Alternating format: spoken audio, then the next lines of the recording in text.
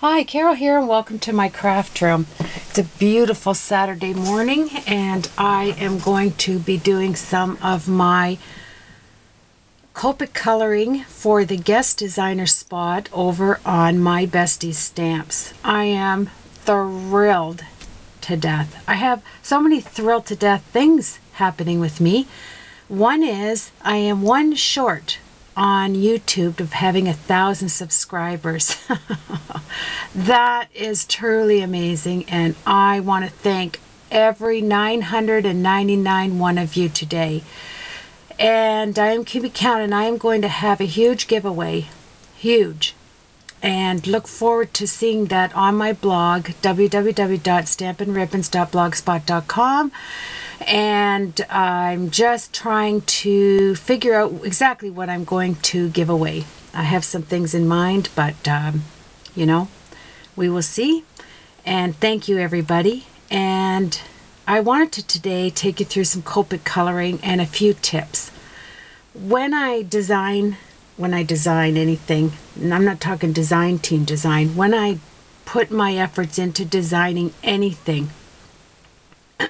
excuse me, I tried to get all of that coughing up before I came on.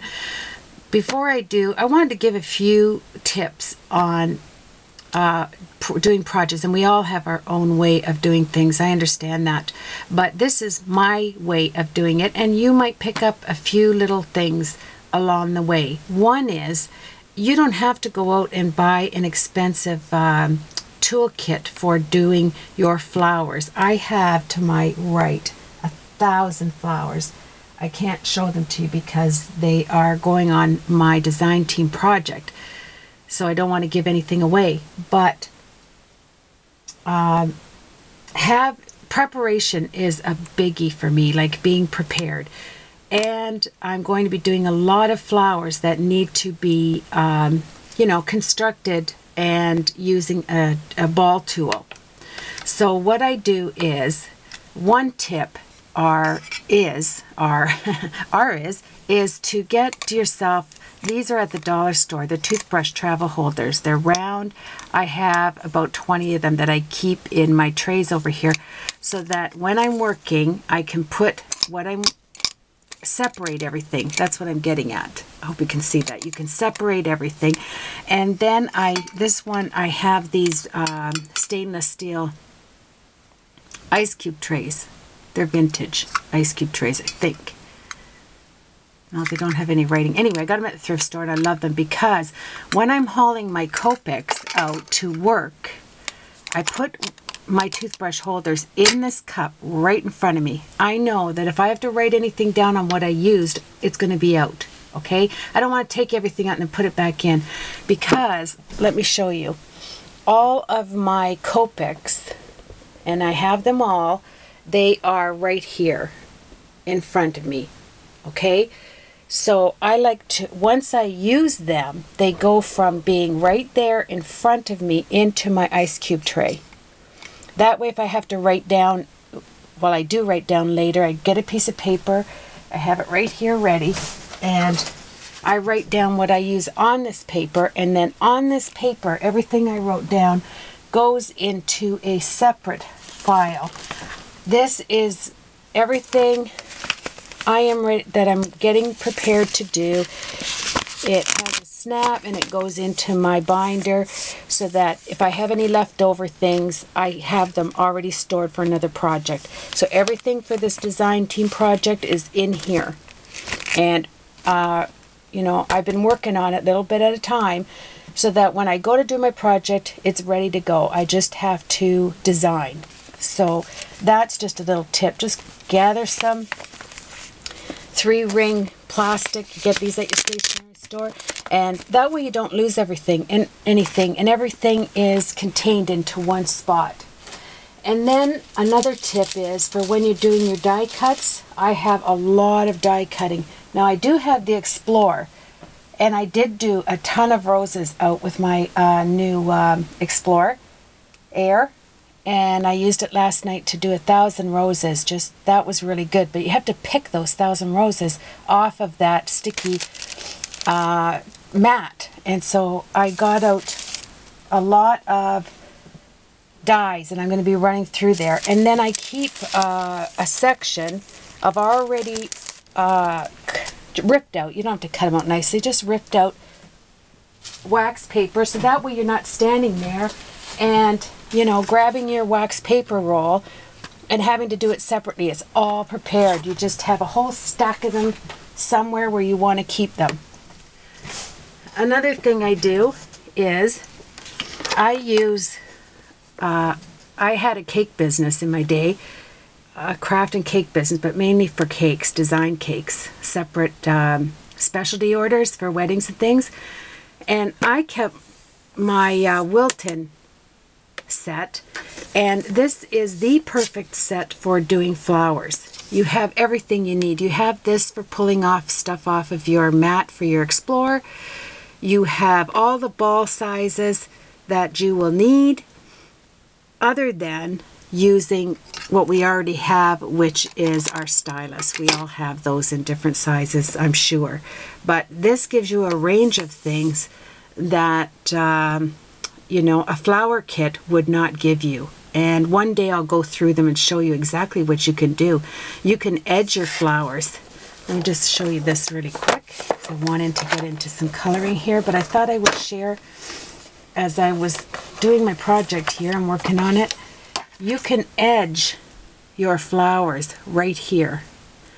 You wet them down and you run this across, and what a beautiful designs you get. I mean, there's just 1,000 things you can do with this set on flowers that you can't do with just a ball set, you know, different size balls in it to do your. So I wanted to share that because that's huge. Another thing, I'm going to be using that, so I want to put that out. When I do Copic coloring, I never start in right away, because if I make a mistake or that's not what I want, I'll go insane. So I get a small image, and this is one of the My Bestie stamps. This is a digi stamp, and I was not prepared. Sorry, Jen. I wasn't prepared because I didn't put the number down to this digi. But tell me she is not the cutest image you have ever seen. I'm telling you. You have to go over to Sherry Baldy's site and I'll leave a link on here to get right to her. She's having that 50% sale off if you put your special 50. And I decided to practice on this sheet. Always have a practice sheet. And I always test what, you know, different shapes I'm going to do around them. This is not my design team project, so I'm good with this. And I wanted to show you another thing that you can do to get a 3D image on an image where you don't have to cut and raise your, you know, do all this fussy cutting. I'm going to show you that today. So this is tip day, actually. Another tip. If you're going to color in a certain shade with your Copics, this is what I find works really well for me. Take a sheet of paper in that range of colors and set it down like this and start coloring. Instead of coloring white on white or black on white or whatever, the eyes seem to focus better when they are looking at actual color. This is what I'm just talking the little bit of experience that I do have. This works for me. Put your white image or your cream image, whatever you're using, and if this is the color range I'm going to do with the dress today. It's in the yellows and the greens. So I pick a shade of kind of where I want to go, and I put that image on there, and it really does help me. I don't go out, my mind doesn't wander, you know, to different shades. And I like to. I don't stick to tradition. I like to hone in on whatever works for me. You know, if purple works with the green, I put it in there. It doesn't matter. When it comes to coloring, you don't have to stick with the rules. That is the one place you can go outside the boundaries, and it turns out well. That's why you have a zero colorless blender. Okay, so that's my one thing I'm going to tip. Another thing, when you do tip on tip, if you don't have a mid-tone color and you you have the range of colors. Say I was going to do a 1-4 and a let me see here, 1-4, let me find a 1. Come on, Carol. Move your eye. Okay, let's do RV02, RV00, and you want an RV04 and you don't have it, okay? When I go shopping, you can find these Copic wide markers. I got so many of these wide tip. I watch for them, and these went on for $2 a piece. And people don't buy them up because they think, okay, what am I going to use this for? Like, look at this honkin' wide tip. You know? Are you kidding me? Yo, stop and think for a minute. This is Copic alcohol ink. It's just in a bigger form. This works well for tip-to-tip coloring. Awesome. Buy them up. I bought up at least 100 different shades in the large form because they were $2 a piece. I went to every Michael's to find the sales for $2 a piece, and I used these colors. I just hauled these out because I didn't want to get that whole set thing out to show you, but this works awesome for backgrounds, awesome for tip-to-tip if you need to use a mid-tone or any tone, you know, but it works for mid-tone if you don't have that color. So I'm going to just put them in here for now until I go put them away. And that is a big tip. Super big. Because they go on sale. Because people don't buy them regularly. So they'll, Michael's or Hobby Lobby, Joann's or whatever, will put those on sale. Grab them up. They are awesome. They're full of awesomeness, alcohol color. So that is another tip. Now, a mat. A nice foam mat. This is really good to have, and I'm going to start coloring this, but I'm going to show you once I get the face colored here. I'm going to show you how to do a 3D effect without fussy cutting. So simplistic, and I do it on lots of my images, and it really looks pretty. And so I thought I would share that today, and this is my practice sheet. If I don't get this right, I don't care, because this is what I am practicing on. If I don't get it right on this one, I'm not going to get it right on the one I'm going to use as my design team project, and that would be terrible. So I always, you know, I always work in twos. If you follow me, I'm a twos person. I buy in twos and I always practice on one image before I delve in to do another one. And it's nice to have a mat, but I couldn't find my oh, there it is.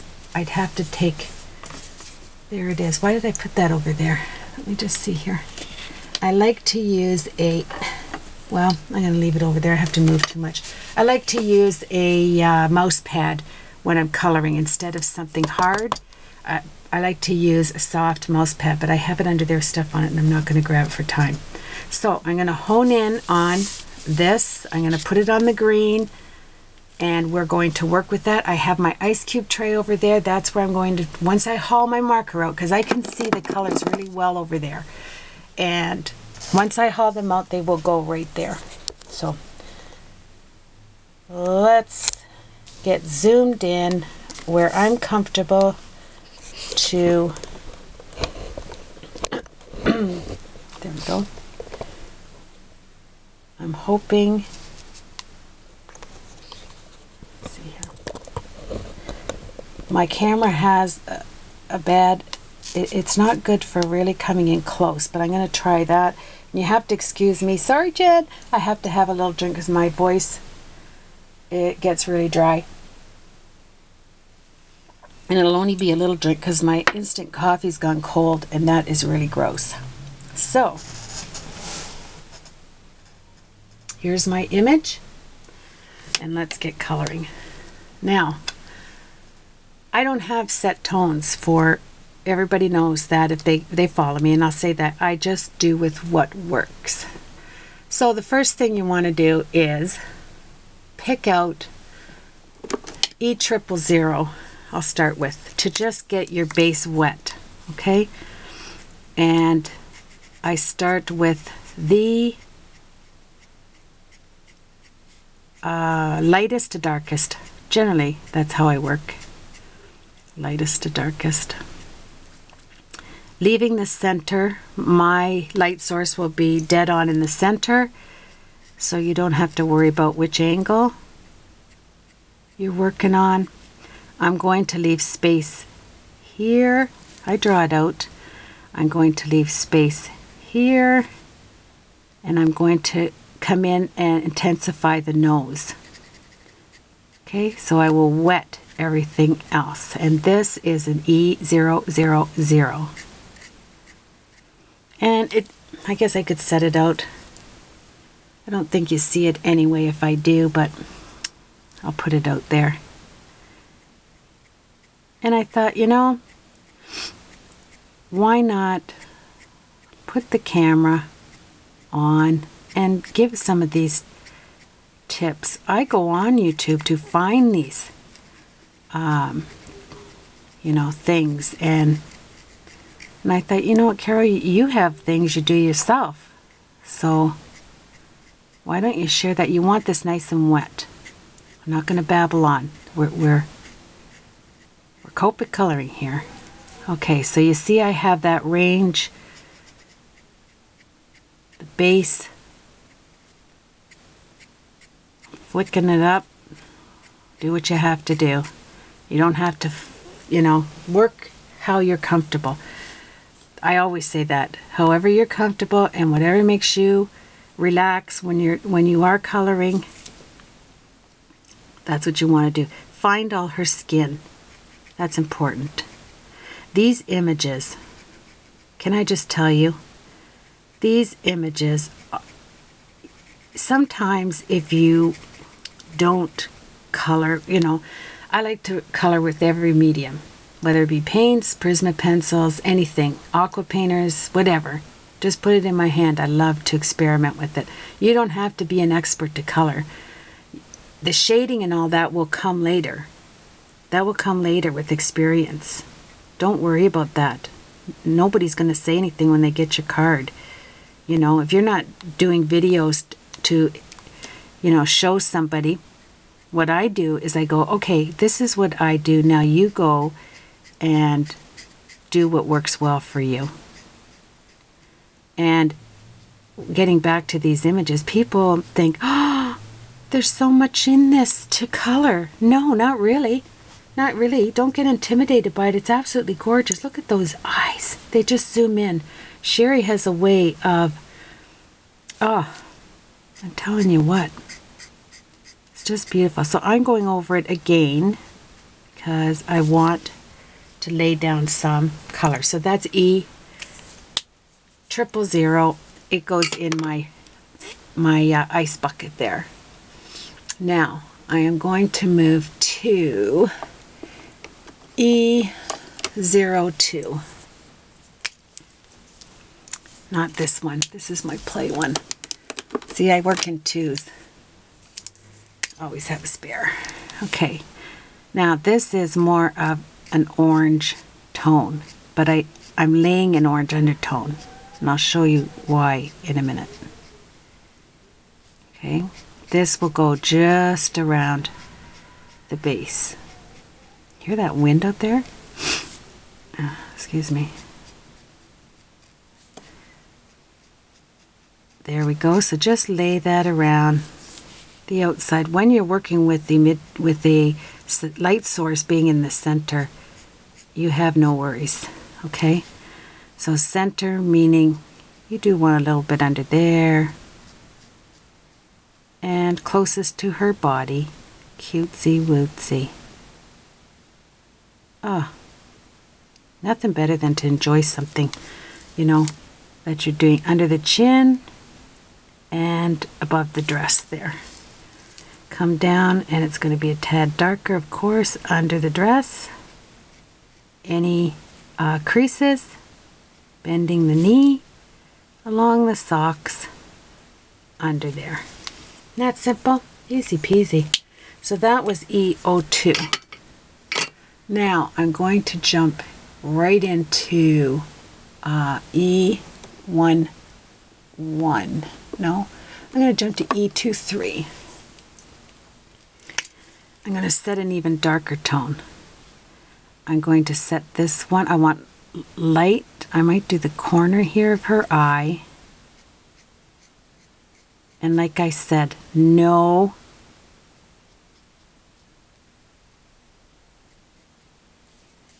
you can blend out.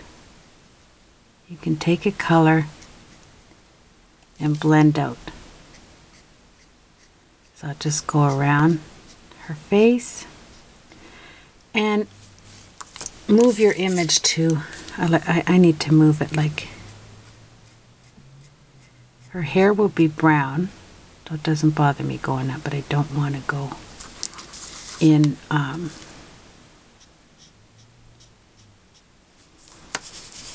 then we'll put in the shades for the nose and the cheeks, and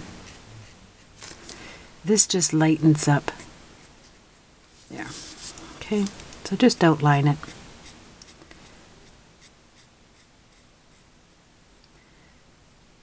It's cutesy wootsy because you don't have much to really touch it there. Come up there. And